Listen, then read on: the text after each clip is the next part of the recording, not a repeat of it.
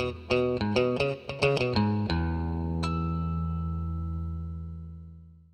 everyone, and welcome to another one of our videos. Today I'm going to be showing you how to do the brake fluid on my 2011 F-150 Raptor. This is going to be the same process on pretty much all of the F-150s. It's the same generation and applies to a lot of other vehicles as well. And I'm going to be doing it with a vacuum brake bleeder, so it's going to make your life a little bit easier as far as the bleeding process goes, getting all the fluid out. So first step in the process is going to be pulling the fluid out of the master cylinder. Then we're going to move on to pouring new fluid into the master cylinder, so we're flushing new fluid through the lines.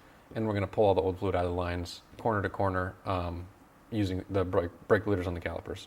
So what we're going to need to do the job is, in this case, a vacuum brake bleeder.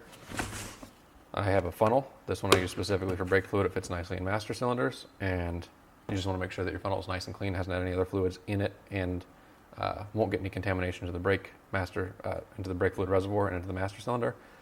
And then I have a couple bottles of brake fluid. You can see I date whenever I open them and stuff. This one isn't very old. This one's brand new, but I dated when I got it, so I know when it gets old.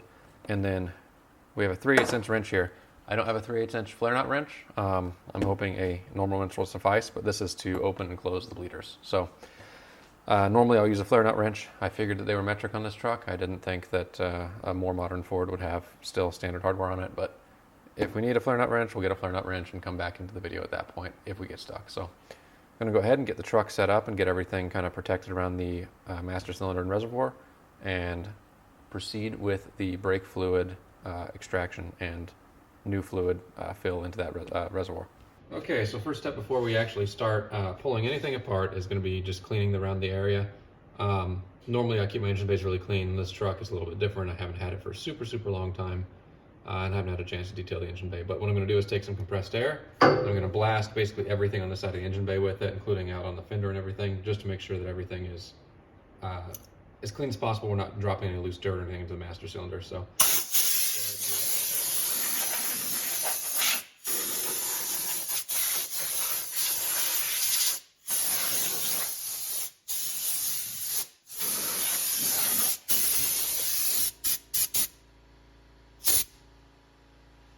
So now that everything's clean, we're going to go ahead and move on with the process.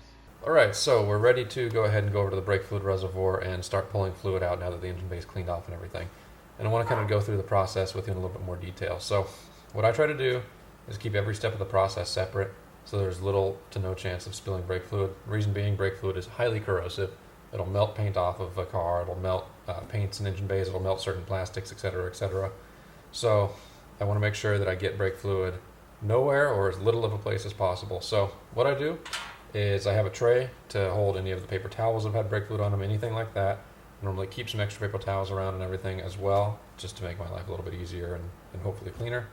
And the first step in the process is going to be pulling the old brake fluid out of the reservoir. So what I do is I take a little piece of tubing like this. I have this sitting around for this purpose specifically, and I insert it into what normally goes over the brake bleeders on each one of the calipers. I just insert the tube in there. Stretches out a little bit, but no worries, it fits in there nice and snug. And I dip this tube down into the reservoir, pull the brake fluid out as much as possible, and start pouring new brake fluid in. Now, the reason I was talking about keeping the process separate is this is the only time in the process that you're going to use this tube.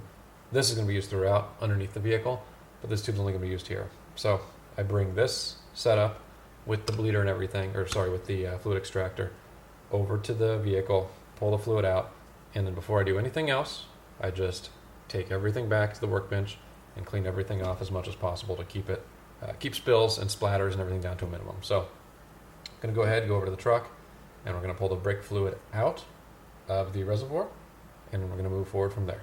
Okay, so we have a brake fluid reservoir right here. You can see I have my tray here, and I have the fender all covered and everything with with a towel, nice and securely. So everything's clean up here. Going to take the cap off the reservoir. No fluid all over the place in there or anything. And then it looks like this reservoir does not have an insert, so I don't have to worry about anything there either. And I should just be able to stick this down in here and have my helper trigger the fluid extractor from there. So go ahead and pull the lever. And you can see the old brake fluid coming out. I don't want to pull it down below the minimum line. I'm going to go ahead and just go until there, and I'll show you when to stop.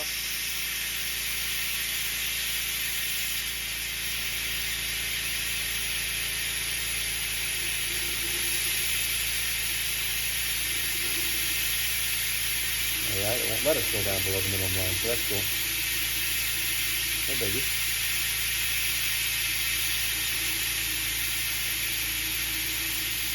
Yep, it's right about at the minimum line. So go ahead and pull some more in there, just to clear out the line. Now we're good.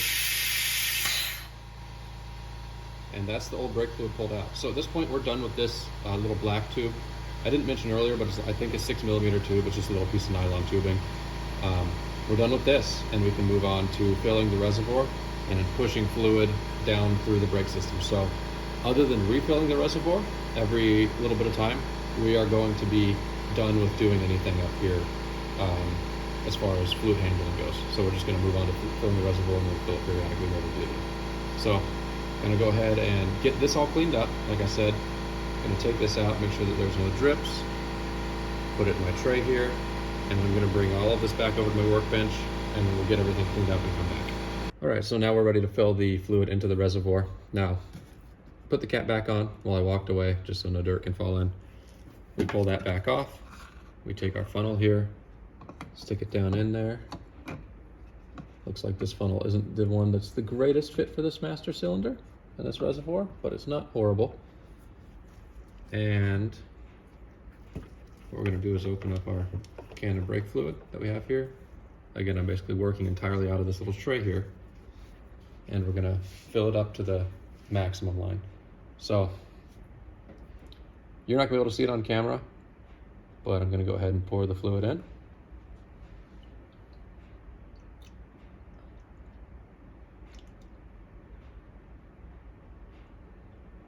I'm gonna go all the way up to the max line and maybe even further than that, just because we're gonna be bleeding a bunch out anyway. Now, good news is the old fluid didn't look terrible in here by any means. So we're right there at the max line, just a hair above. No drips, no nothing. And I always like to immediately cap off my brake fluid, and I'm gonna go ahead and just leave the funnel in there, cover it with paper towel just in case of any splatters out or anything like that. And now we can move on to the bleeding process. Now, just to explain really quickly the concept of brake fluid and keeping it clean, we want to make sure particles and stuff are kept out of the reservoir and everything. And we also want to make sure that we can keep moisture out as much as possible. So in my case, I'm working in a very dry garage in a very dry environment in the desert, but if you work in a humid environment, make sure you keep your brake fluid tightly capped. Cap it off every time you're not pouring it, basically, so it doesn't absorb moisture. And just try to keep as much contamination possible out of your brake fluid. Not only is there physical contamination, but there's also the water contamination, because that's what makes brake fluid go bad eventually anyway. So, new fluid is in the reservoir, and I have the can of fluid right here to be able to top it up as we do the bleed process. But now we're ready to go ahead and start bleeding the brakes. All right, so we're back here on the passenger side rear tire, and we're gonna start here for bleeding our brakes. You wanna start furthest away from the master cylinder, which is driver's side front, and then work your way back towards the closest to that. So starting off, passenger rear. The brake bleeder is right here. These calipers look a little different from other ones that I've seen on other vehicles and even on other F-150s. They have these contraptions up here. I'm not 100% sure what that is going on right there. It's dirty, it looks like it's original, but the bleeder is underneath this cap right here, which almost looks like a bellows boot, like what you'd have for the slide pins here and here, but cap's right there. So you can go ahead and pull that off. And the bleeder back here is actually 10 mil. So I have a 10mm flare nut wrench, because I do have one of those in flare nut variety. And what we're gonna do is stick that on, and then basically stick on our vacuum bleeder nipple here, which is a really tight fit. And I may even have to take the wrench off to get it on, which is going to make things a little more interesting.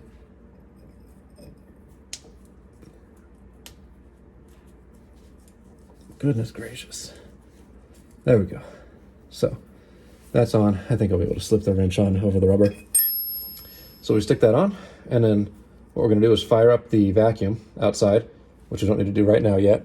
We'll fire that up, and then we're gonna start pulling brake fluid out of here. So I'm gonna get my wrench on here, because without that, I'm not gonna be able to pull any fluid out anyway. But I'll get that on and we'll cut back. Okay, so just started doing a little bit of the bleeding process just to make sure everything was working right. It is, so I can show it on video now. Basically all we need to do is crack the wrench loose after we've started the vacuum. But just want to mention, number one, I'm going to cut the video clip real quick after we start pulling fluid out, because my compressor is going to kick on almost immediately. And the vacuum bleeder is not particularly quiet either, so you're probably not going to hear much of anything after that anyway. And also, I want to mention that in order to get the best possible bleed, you may still end up needing to pump the brake pedal. Unfortunately, these vacuum brake bleeding systems a lot of the time let air in as they're pulling fluid out. So they shouldn't be letting air into your brake system, but they let air in around just cracks and crevices where this is cinched over the bleeder. So they don't necessarily do the best possible bleed. They get a good amount of fluid out and everything, but it's not the best thing in the world by any means. So I'm gonna try to rely on the vacuum brake bleeder solely on this brake fluid change to see how well it performs. If we ended up with a little tiny bit of air in the system or something like that, we'll come back and on a different day and do the rest of the fluid change the normal way, but which would be pumping the brake pedal with opening and closing the bleeder. But for now, I'm going to go ahead and crack this open right after we start the vacuum. Go ahead. And you can see fluid running out right now. We extracted all the fluid that we need to out of this wheel. If we had to kind of take a ballpark estimate, we took, if you take the min and max lines on the Reservoir, and you take max is 100% and min is 0, we took probably 20 to 30% of the fluid out through there and through this line. So pretty comfortable that we took enough out to get this line clean and everything and get newer fluid in here. So the bleeder, snugged it down now. There's probably a torque spec. I don't know what it is, and on bleeders, I'm not the most comfortable with torquing them to spec, not knowing what's been done to them in the past. So I just went nice and snug, exactly what I'm comfortable with.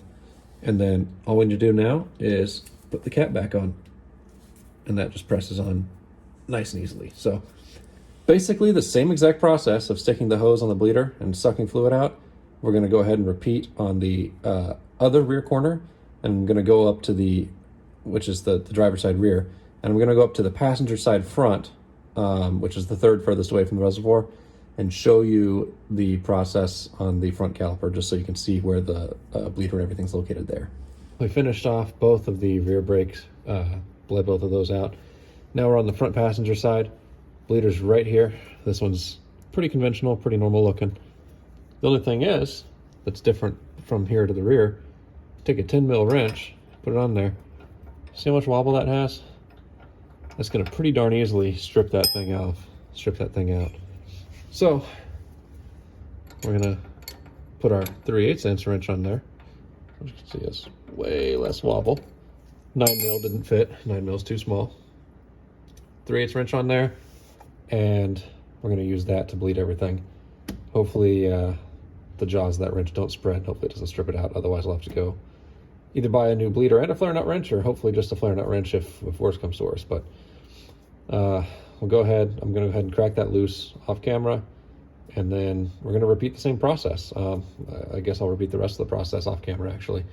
As far as crack it loose, put the wrench on there, put the tube on there, and start bleeding. So go ahead and move forward with that. All right, so we're partway through the front passenger side, and I just wanted to make a point to mention this in the video and actually show in the video. We're pulling fluid out of the Reservoir, of course, as we're bleeding these brakes, as we're pulling the fluid out of the bleeders.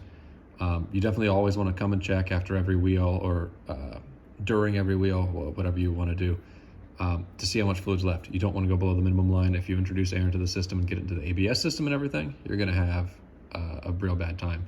It's something that, unless you have tools that can cycle the ABS pump and everything, which are special computer tools basically, you generally, on most vehicles, are not going to be able to resolve that yourself easily in your garage. So as long as you make sure that the fluid level stays above that, you're going to be good to go.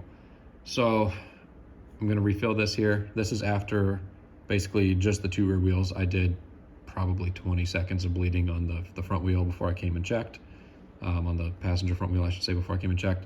And it's down halfway between the max and midline. So gonna add plenty of fluid to fill it back up, and we're gonna keep on bleeding from here. We're now back at the reservoir. We've pulled the fluid out of the passenger side and out of the driver's side down under here. And we're done pulling fluid out at this point. So all the fresh fluid's filled into the vehicle. All the fresh fluid has made it to all four corners of the vehicle. And now we're ready to do just a final fill. You can see after doing just the front two corners, the fluid reservoir, if I shake it a little bit, you can see it's basically right there at that mold line. It got pretty darn low. Definitely be a little careful whenever you're doing the front. It seems to pull fluid a lot faster. It makes sense. It's a shorter run.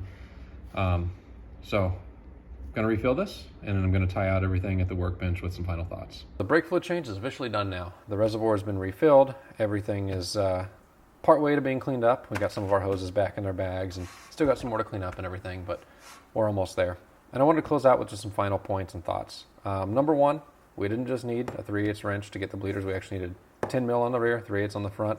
Don't know why. I actually noticed one of the bleeders in the rear, which I use the 10 mil for, was replaced at some point recently. It was definitely not the original bleeder. Don't know if they strip out easily or what, but that was that. Worked, no problem. I mean, flawless operation of the bleeders, so no complaints there. And then the other thing, as far as tools go, that I wanted to mention is the ratchet here. I ended up using to break loose one of the front. It was the driver's side front bleeders. The 3/8 wrench fit just fine, but it started to slip, or got to the point where it would have started slipping because it is a cheap wrench and not flare nut wrench. So I went ahead and grabbed a 6-point socket, ratchet, popped it loose. That's a great workaround if you need to work around using a wrench and don't have the proper size flare nut wrench for a brake bleeder. They're really soft metal, so you need something that'll grip well, and this will work in a pinch. Last thing I wanted to mention before we wrap up is the brake fluid. I use this Bosch DOT 5.1, which is backwards compatible with 4 and 3 fluid. The 5.1 stuff, at least this particular brand and version, doesn't absorb moisture as fast. At least in my experience, it lasts a little bit longer, and it's not very expensive. This is not the most expensive fluid on the market. It's not the cheapest either by far, but you can get this for about 15, 20 bucks a can on Amazon, and that'll work for at least one truck's worth of brake fluid, if not multiple. Make sure that you buy DOT 5.1 and not DOT 5. DOT 5 is not the same type of fluid and won't work properly in any car that is not spec'd specifically for DOT 5. So that's it. It's a pretty simple operation to do the brake fluid change on these things, especially with a truck that's as high as the Raptor. You can just slide right underneath. You don't even need to jack it up. So that's all there is to it. If you have any questions, let me know in the comment section below. I'm going to link the fluid, the extractor, any of the special tools that you need as well, or at least some form of them for the budget-minded folks. And hope you all enjoyed the video. So again, thanks for watching. Hope to see you in the next one, and take care.